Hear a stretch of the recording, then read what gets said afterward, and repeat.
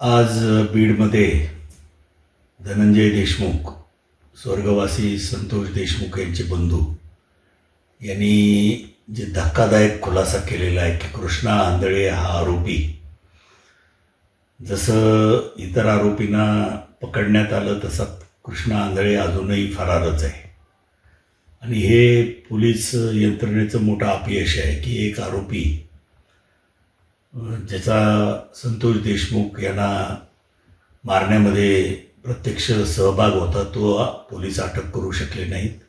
हे खरोखरच धक्कादायक आहे.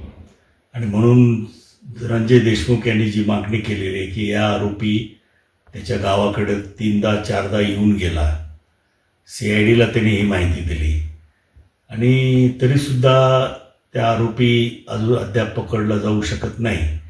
याचाच अर्थ तपास यंत्रणेचं कुठंतरी कमतरता किंवा तपास यंत्रणेतील काही अधिकारी याचा बचाव करतायत आरोपीचा, असं त्या ठिकाणी निष्कर्ष काढायला काही हरकत नाही.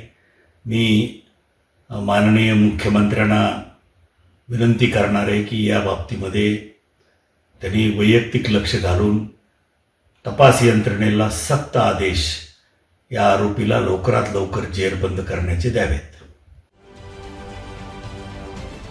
महाराष्ट्रातील सर्व बातम्यांचे विश्वासार्ह व्यासपीठ, सकाळच्या सर्व सोशल मीडिया प्लॅटफॉर्मला लाईक, फॉलो आणि सबस्क्राईब करा. तसंच सर्व नोटिफिकेशनसाठी बेल आयकॉन प्रेस करायला विसरू नका.